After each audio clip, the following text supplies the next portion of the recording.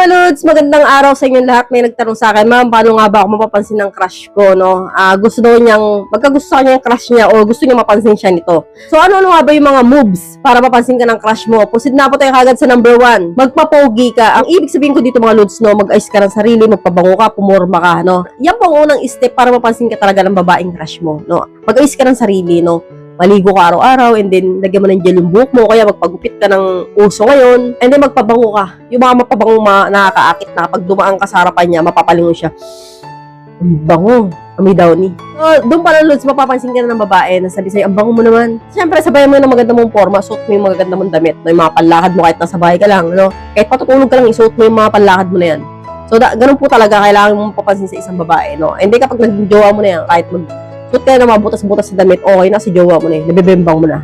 So, proceed na pa tayo agad sa number 2. Maging malapit ka sa kanya, no? Napaka-importante, Lods, na gagawa ka ng moves na mapalapit sa kanya, no? Ibig sabihin ko dito, Lods, no?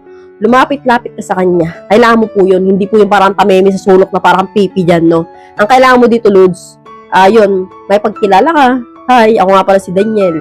Ito ba si Catherine Bernardo? Ganon. No, kailangan mo may pagbulahan, kailangan mo may pagtsikahan. Kailangan mo maghanda ng mga topic, Lods, na tanong mo yung about sa pamilya niya, sabihin mo, hi, ako nga pala si Daniel, pang ina ka sa magkapatid, anong pangalan mo, ilang taon ka na?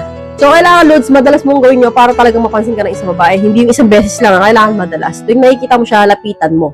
So, proceed na po tayo agad sa number 3. Alokin mo siya ng mga pagkain o maiinom, no, merienda, ganyan, no. Kapag nakikita mo siya, bumili ka ng 2 hamburger, 2 soft drinks, o kaya 2 ice cream, and then bibigay mo agad sa kanya, lalapitan mo, hi, Catherine Bernardo, ako nga pala si Daniel, ito ice cream mo.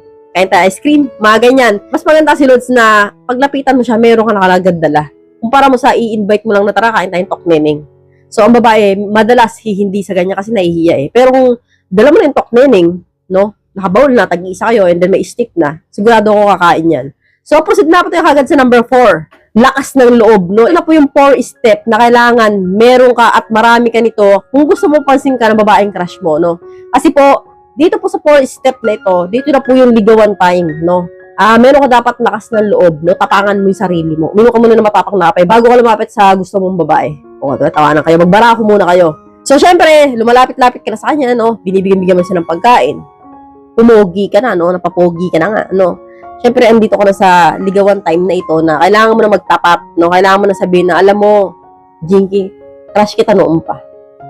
Kaya lang, hindi ko lang sa'yo masabi kasi nahihiya ako. Pero ngayon, ayoko lang palagpasin tong araw na ito, yung time na ito, no? Kasi talagang hindi ko na mapigil. So, express mo na yung feelings mo, no? Kailangan mo talagang ilabas yan, no? Huwag mo na pigilan, no? Huwag ka lang pagtupik-tupik pa, mamaya mauna ka parang iba. Tapatin mo siya na gusto mo siya at gusto mo siyang ligawan.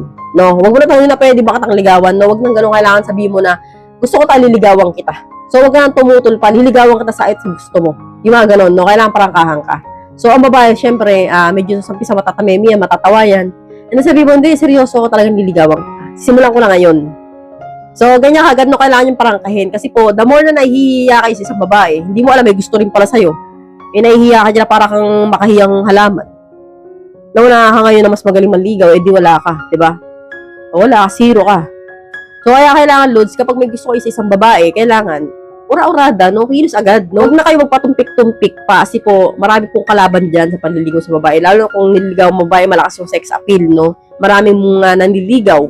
So, yan nga, Lods, yung mga moves para mapansin ka ng babaeng crush mo. So, hanggang dito na lang po tayo, mga Lods. I hope you learned something in this video. More videos to come. So, stay connected and see you again to my next video. God bless. Bye-bye!